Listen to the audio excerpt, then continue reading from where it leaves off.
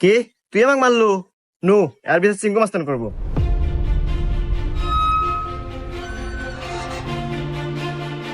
চিঙ্কু মাস্তান ও আমাকে একটা থাপড় মারছে, আর বিচার দেন।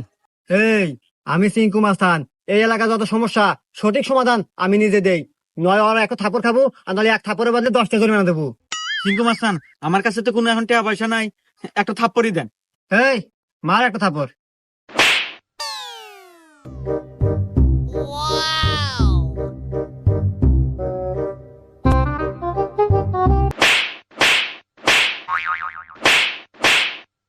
এই যে আমি এখান থেকে যাওয়ার সময় 85 টাকা পরে পাচ্ছিলাম, তো ভাবলাম যে এখানে খরচ করে দিই।